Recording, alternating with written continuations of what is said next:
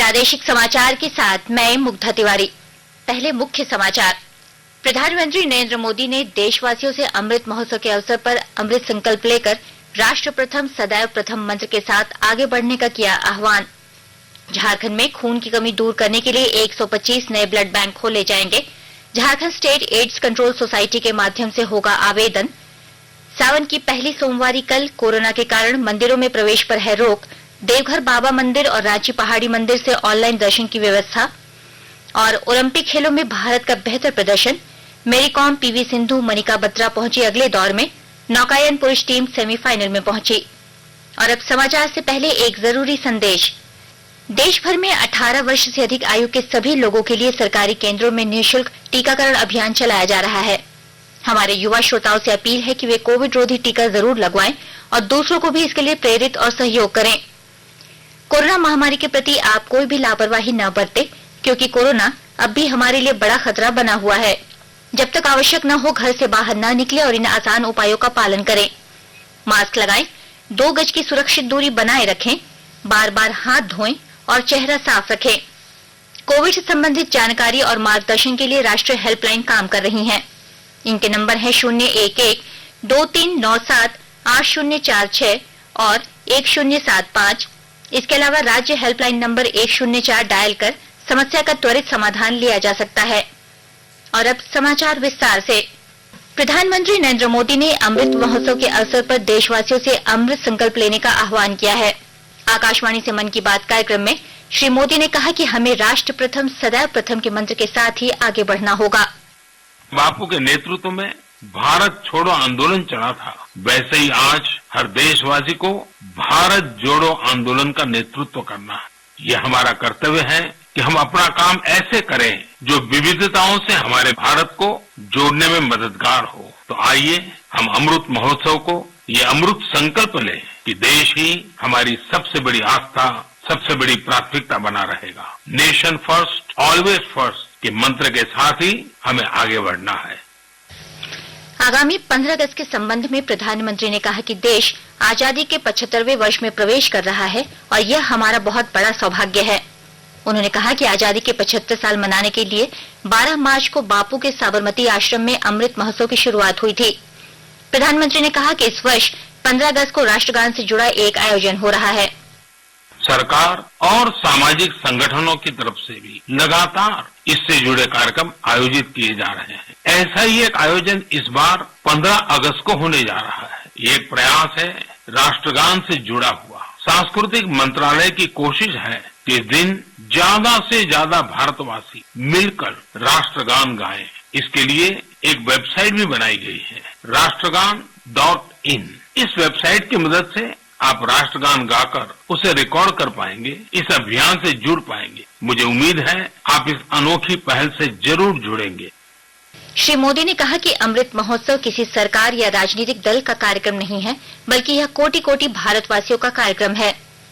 अमृत महोत्सव किसी सरकार का कार्यक्रम नहीं, किसी राजनीतिक दल का कार्यक्रम नहीं, यह कोटि कोटि भारतवासियों का कार्यक्रम है। हर स्वतंत्र और कृतज्ञ भारतीय का अपने स्वतंत्रता सेनानियों को नमन है। और इस महोत्सव की मूल भावना का विस्तार तो बहुत विशाल है। ये भावना है अपने स्वाधीनता सेनानियों के मार्ग पर चलना, उनके सपनों का देश बनाना। जैसे देश की आजादी के मतवाले स्वतंत्रता के लिए एकजुट हो गए थे, वैसे ही हमें देश के विकास के लिए एकजुट होना है। श्री मोदी ने कहा कि हम सब स्थानीयता को समर्थन देकर दैनिक कार्य करते हुए भी राष्ट्र निर्माण में योगदान कर सकते हैं।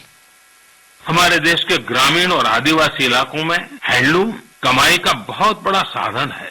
ये ऐसा क्षेत्र है जिससे लाखों महिलाएं, लाखों बुनकर, लाखों शिल्पी जुड़े हुए हैं। आपके छोटे छोटे प्रयास बुनकरों में एक नई उम्मीद जगाएंगे। आप जब भी कहीं पर खादी का कुछ खरीदते हैं तो इसका लाभ हमारे गरीब बुनकर भाइयों बहनों को ही होता है। इसलिए खादी खरीदना एक तरह से जन सेवा भी है, देश सेवा भी है। मेरा आपसे आग्रह है कि आप सभी मेरे प्यारे भाइयों बहनों ग्रामीण इलाकों में बन रहे हैंडलूम प्रोडक्ट्स जरूर खरीदें और उसे #myhandloom mypride के साथ शेयर करें।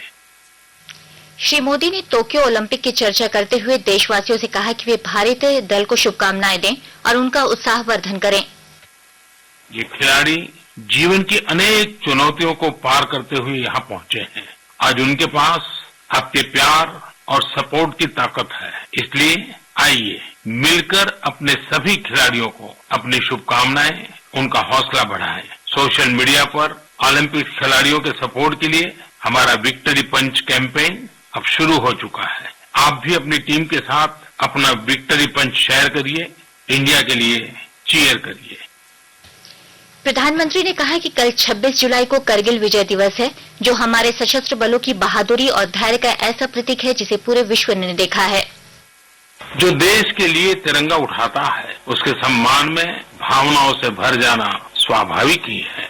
देशभक्ति की ये भावना हम सबको जोड़ती है। कल यानी 26 जुलाई को करगिल विजय दिवस भी है। करगिल का युद्ध भारत की सेनाओं के शौर्य और संयम का ऐसा प्रतीक है जिसे पूरी दुनिया ने देखा है। इस बार ये गौरवशाली दिवस भी अमृत महोत्सव के बीच में मनाया जाएगा, इसलिए ये और भी खास हो जाता है। मैं चाहूंगा कि आप करगिल की रोमांचित कर देने वाली गाथा जरूर पढ़ें। करगिल के वीरों को हम सब नमन करें। प्रधानमंत्री ने मन की बात सुनने वाले को विशेष धन्यवाद देते हुए कहा कि श्रोताओं के संबंध में माई गॉव पर किए गए अध्ययन से पता चलता है कि इस पर संदेश और सुझाव भेजने वालों में से लगभग 75% लोग 35 वर्ष से कम उम्र के हैं, यानी भारत की युवा शक्ति के सुझाव मन की बात को दिशा दे रहे हैं।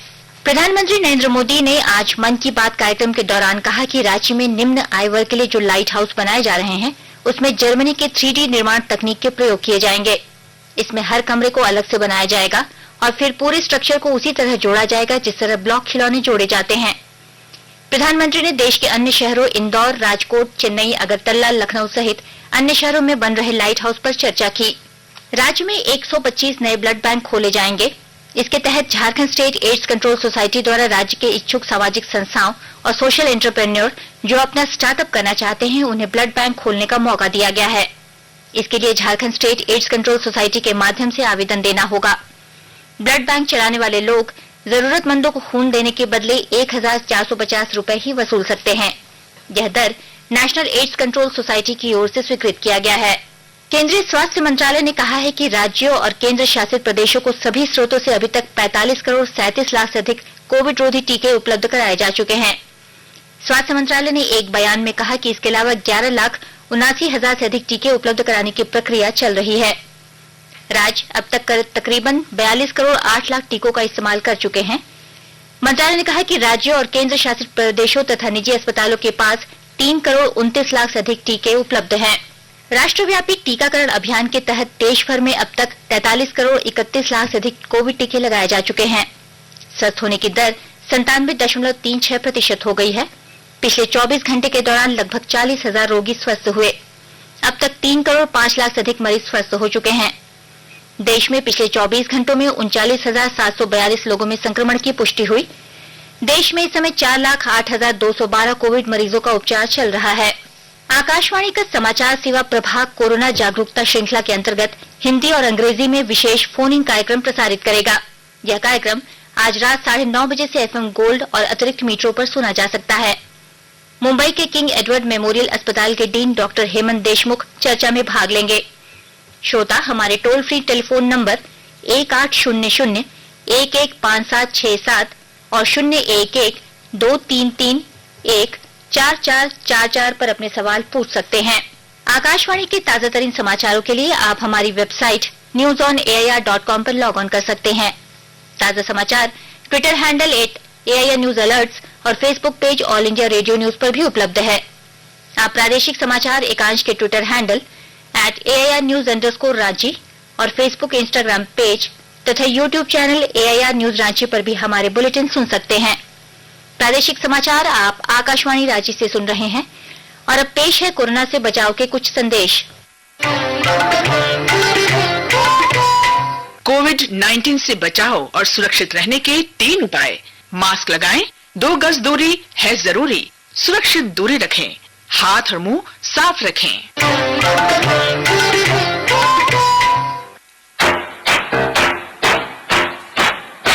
चलो मिलकर एक शुरुआत करें, मास्क नहीं तो टोकेंगे, कोरोना को रोकेंगे। चलो एक वादा करते हैं, चलो कुछ वादा करते हैं। मास्क नहीं तो टोकेंगे, कोरोना को रोकेंगे। भारत सरकार द्वारा जनहित में जारी। केंद्र सरकार कोविड महामारी के दौरान लोगों की सुविधा के लिए बनाई गई राष्ट्रीय स्तर की हेल्पलाइन नंबर के बारे में लोगों को जागरूक कर रही है। सूचना और प्रसारण मंत्रालय अपने विभिन्न विभागों के माध्यम से इन हेल्पलाइन के बारे में जागरूकता बढ़ा रहा है। विभिन्न हेल्पलाइन नंबर इस प्रकार हैं। कोविड संबंधी सवालों के जवाब देने के लिए स्वास्थ्य और परिवार कल्याण मंत्रालय की हेल्पलाइन है 1075। राज्य हेल्पलाइन नंबर है 104। महिला और बाल विकास मंत्रालय की चाइल्ड हेल्पलाइन है 1098। वरिष्ठ नागरिकों के लिए सामाजिक न्याय और अधिकारिता मंत्रालय की हेल्पलाइन है 14567। मनोवैज्ञानिक सहायता के लिए राष्ट्रीय मानसिक स्वास्थ्य और तंत्रिका विज्ञान संस्थान निम्हांस का नंबर है 0804 611 0007। आयुष कोविड परामर्श हेल्पलाइन नंबर है 14443 और My Gov WhatsApp app help desk number है 9013151515। राज्य में कल 33 नए कोरोना संक्रमितों की पुष्टि की गई। संक्रमितों में 4 रांची के हैं, जबकि बोकारो में 1, धनबाद में 7, पूर्वी सिंहभूम में 5, गिरिडीह में 1, जामताड़ा में 4, खूंटी में 1, लातेहार और सिमडेगा में 3-3, लोहरदगा में 2 तथा रामगढ़ और साहिबगंज में 1-1 संक्रमित मिले हैं। राज्य में 54 संक्रमित मरीज स्वस्थ हुए हैं, जबकि पश्चिमी सिंहभूम और बोकारो में 1-1 संक्रमित की मौत हो गई। राज्य में कुल कोरोना के 276 सक्रिय केस हैं। राष्ट्रपति रामनाथ कोविंद केंद्र शासित प्रदेश जम्मू कश्मीर और लद्दाख की 4 दिन की यात्रा पर आज श्रीनगर पहुंचे। जम्मू कश्मीर के उपराज्यपाल मनोज सिन्हा ने हवाई अड्डे पर राष्ट्रपति का स्वागत किया। इस अवसर पर श्री कोविंद को गार्ड ऑफ ऑनर दिया गया। हमारे संवाददाता ने बताया कि राष्ट्रपति कल करगिल युद्ध के शहीदों को श्रद्धांजलि देंगे। 22 वर्ष पहले करगिल युद्ध से जुड़े स्थानों के दौरों के साथ ही आज से करगिल विजय दिवस समारोह की शुरुआत हो गई है। समृद्ध परंपरा को जारी रखते हुए सेना के वरिष्ठ अधिकारियों ने युद्ध में भाग ले चुके सेनानियों और वीरांगनाओं से लाह मोचन व्यू पॉइंट पर भेंट की। भगवान शिव का प्रिय महीना सावन आज से शुरू हो गया। सावन की पहली सोमवारी कल मनाई जाएगी।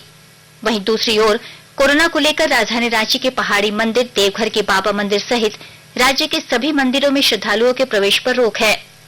श्रद्धालुओं के लिए रांची पहाड़ी मंदिर और देवघर बाबा मंदिर से ऑनलाइन दर्शन की व्यवस्था की गई है। कोरोना के कारण ही देवघर में श्रावणी मेले पर रोक है और कांवड़ यात्रा की भी अनुमति नहीं दी गई है।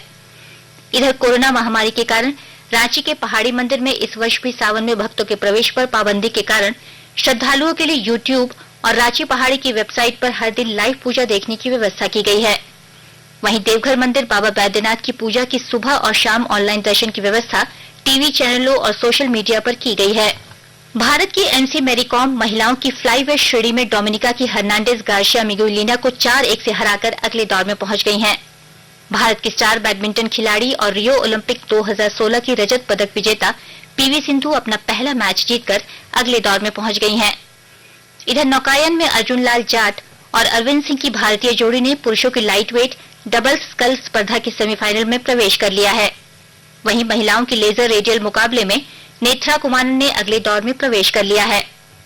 उधर टोक्यो ओलंपिक में टेबल टेनिस में मनिका बत्रा ने महिला सिंगल्स के तीसरे दौर में जगह बना ली है।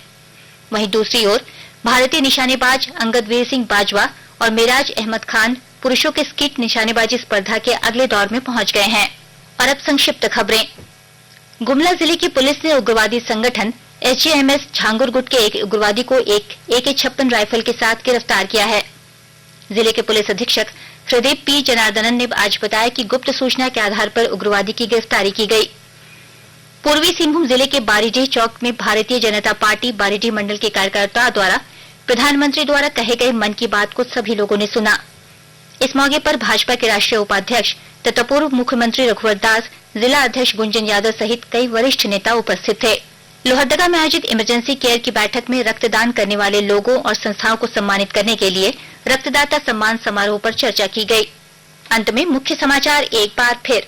प्रधानमंत्री नरेंद्र मोदी ने देशवासियों से अमृत महोत्सव के अवसर पर अमृत संकल्प लेकर राष्ट्र प्रथम सदैव प्रथम मंत्र के साथ आगे बढ़ने का किया आह्वान। झारखंड में खून की कमी दूर करने के लिए 125 नए ब्लड बैंक खोले जाएंगे। Jharkhand state AIDS control society के माध्यम से होगा आवेदन। सावन की पहली सोमवारी कल कोरोना के कारण मंदिरों में प्रवेश पर है रोक। देवघर बाबा मंदिर और रांची पहाड़ी मंदिर से ऑनलाइन दर्शन की व्यवस्था। और ओलंपिक खेलों में भारत का बेहतर प्रदर्शन। मेरी कॉम पीवी सिंधु मनिका बत्रा पहुंची अगले दौर में।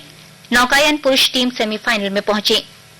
इसके साथ ही आकाशवाणी रांची से प्रादेशिक समाचार का ये बुलेटिन समाप्त हुआ। नमस्कार। घर में रहिए, सुरक्षित रहिए और सुनते रहिए आकाशवाणी।